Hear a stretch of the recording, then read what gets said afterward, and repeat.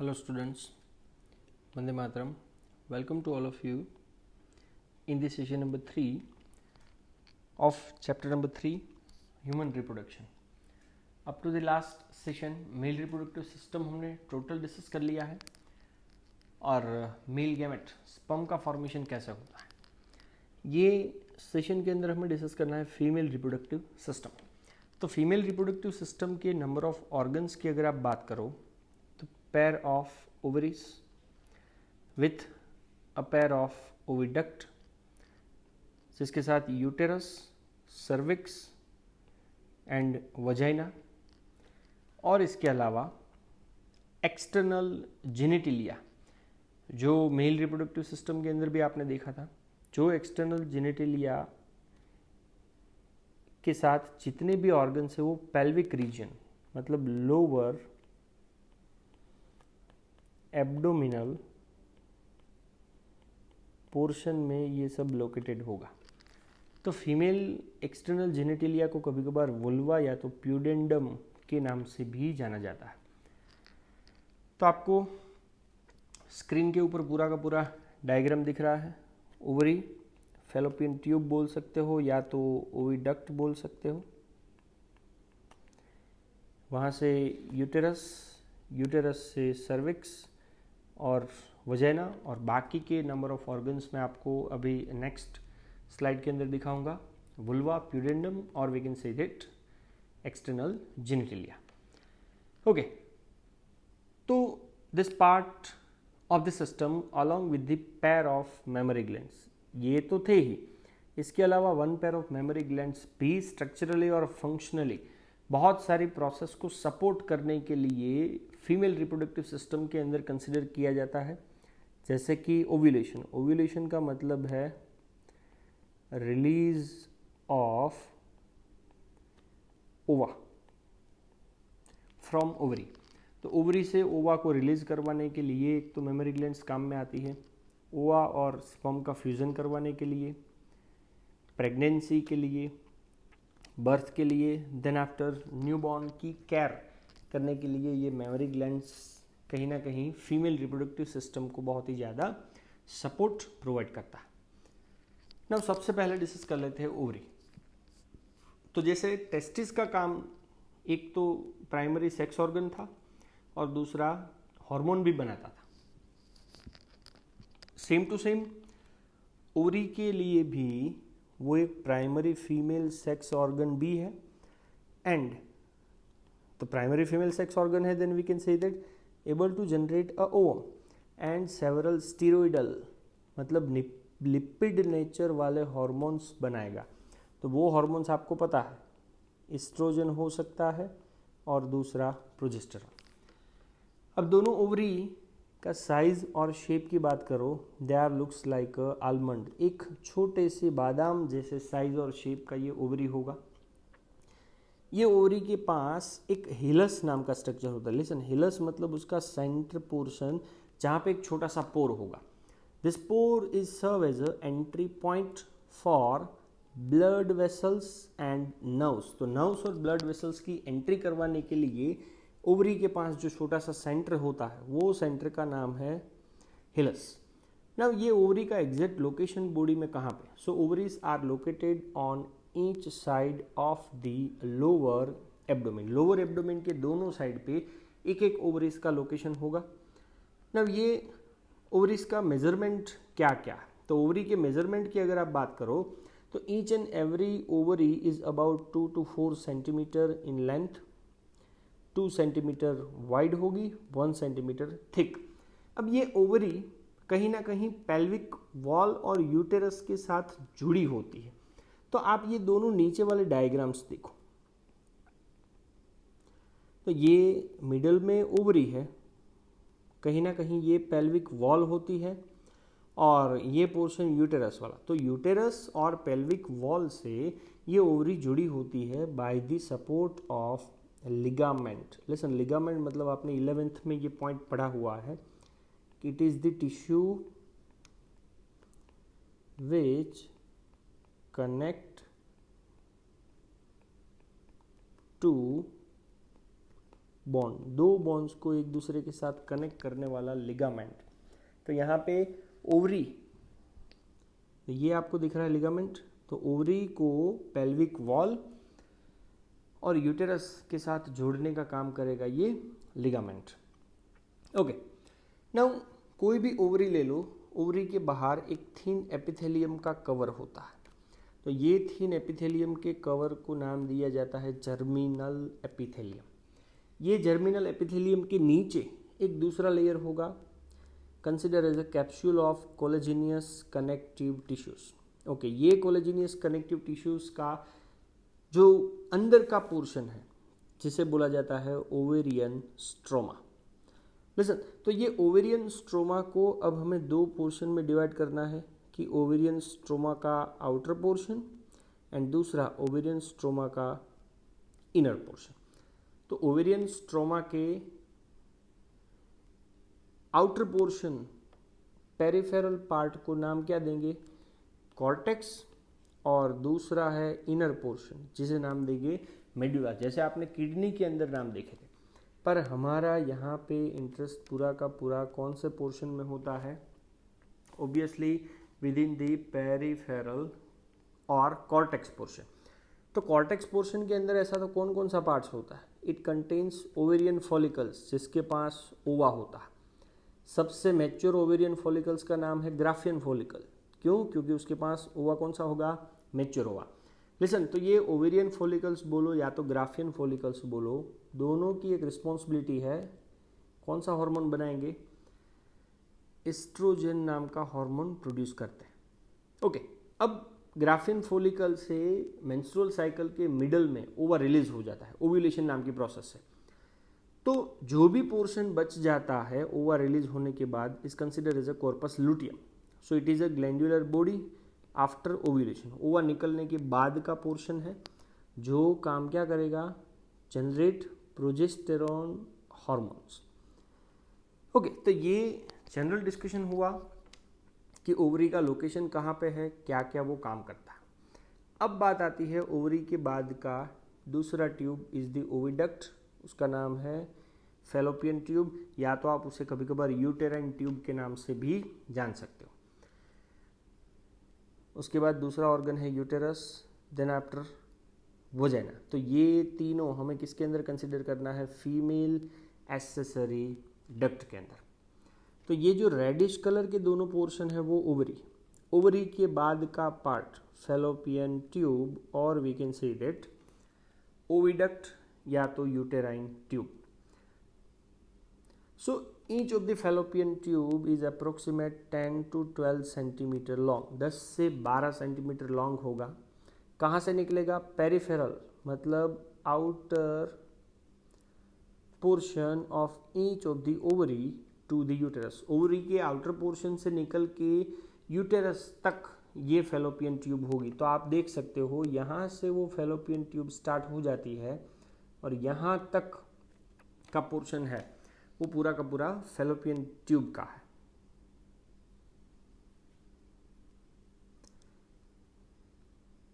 Okay, now ovary के एकदम नजदीक वाला part closer to the ovary is the funnel shape structure, और वो फनेल शेप स्ट्रक्चर का नाम होता है इनफंडिबुलम। तो ओविडक्ट का सबसे ओवरी के नजदीक वाला पोर्शन, तो नज़दीक वाला पोर्शन तो हमें यहीं दिख रहा है, इतना पार्ट अगर आप देखो तो वो पार्ट का नाम है इनफंडिब्यूलम। पर इनफंडिब्यूलम और ओवरी आपको पता है कभी भी एक दूसरे के साथ फिजिकली टच में नहीं होते हैं, कॉन्टेक्ट में नहीं होते। तो फिर ओवरी से रिलीज होने वाला ओवा ओविडक्ट के अंदर जाएगा कैसे? सो फॉर दैट पर्पस इनफंडिब्यूलम के बाहर ये टीनी फिंगर लाइक प्रोजेक्शंस आपको दिख रहा है, तो वो टीनी फिंगर लाइक प्रोजेक्शंस का नाम है फिम्ब्री। तो ये फिम्ब्री का एक ही काम है, एक ही रोल है कि ओवरी ने जनरेट किए हुए ओवा को, चलो यहाँ पे ओवा जनरेट किया तो वो ओवा को कलेक्ट करके ओविडक्ट को देने की रिस्पॉन्सिबिलिटी होती है किसकी, फिम्ब्री की। सो एज का मतलब होता है उसकी मार्जिन।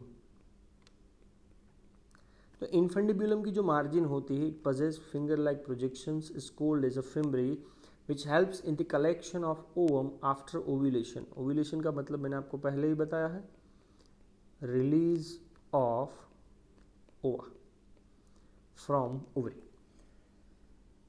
सो फिम्ब्री का फंक्शन समझ में आ गया, इन्फंडिब्यूलम भी समझ में आ गया। अब इन्फंडिब्यूलम के बाद ओविडक्ट के दो पोर्शंस बाकी रह जाते हैं। So infundibulum leads to the wider part of oviduct, और वो ओविडक्ट के वाइडर पार्ट का नाम है ampulla. And then after last part of the oviduct, oviduct का लास्ट पार्ट जिसका नाम है इस्थमस, जो थोड़ा सा नैरो ल्यूमेन मतलब नैरो केविटी वाला होगा, और वो दोनों साइड से जॉइंट होकर के क्या बन जाता है, यूटेरस। अगेन हम लोग डायग्राम के अंदर ये दोनों पार्ट देख लेते हैं।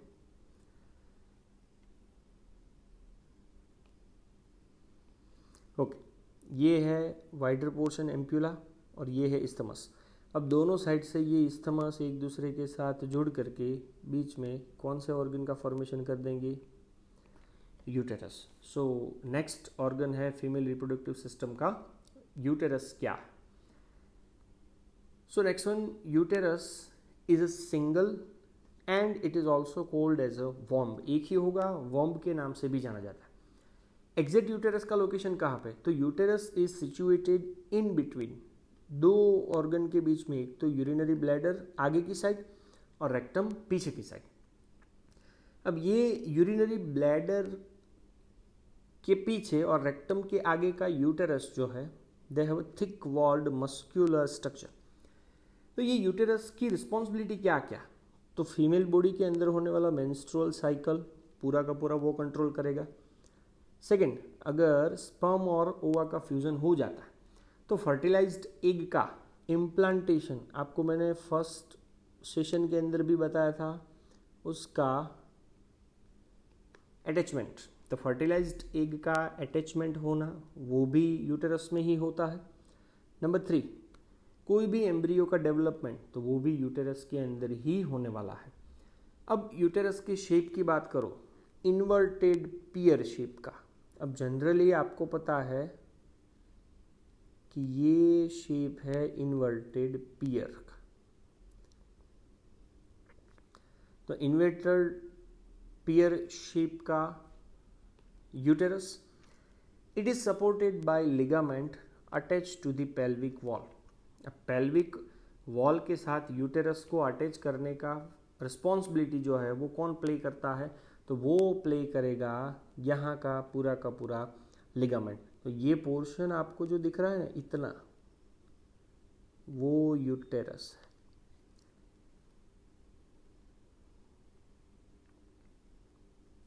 ओके, अब ये यूटेरस कहाँ पे ओपन होगा इनटू द वजाइना, पर वजाइना और यूटेरस के बीच में एक नैरो पैसेज होता है, जो पैसेज का नाम है सर्विक्स। नाउ सर्विक्स की जो केविटी है, स्पेस है, ल्यूमेन है, so cavity of cervix is also called as a cervical canal which along with the vagina forms birth canal. तो आपको मैं डायग्राम के अंदर ये तीनों ऑर्गन्स दिखा देता हूं। ओके, यूटेरस के बाद आपको दिख रहा है सर्विक्स, सर्विक्स के बाद यहाँ पे ये सर्वाइकल कैनाल और वजाइना ये रहा, और इन सबको अगर एक दूसरे के साथ जोड़ दो तो कौन सा कैनाल बन जाता है, बर्थ कैनाल। सो यूटेरस के बाद सर्विक्स, सर्विक्स के बाद सर्वाइकल कैनाल और वहाँ से वजाइना, और इन सबको एक दूसरे के साथ जोड़ दो, then we get a birth canal. Okay, now कोई भी यूटेरस की जो वॉल होती है, तो wall of uterus has 3 layers of tissues. Tissues के अलग अलग 3 लेयर्स होते हैं यूटेरस की वॉल के अंदर। सबसे पहला एक्सटर्नल थिन मेम्ब्रेनस पेरीमेट्रियम भी आप उसे बोल सकते हो, या तो आप उसे बोल सकते हो एपीमेट्रियम।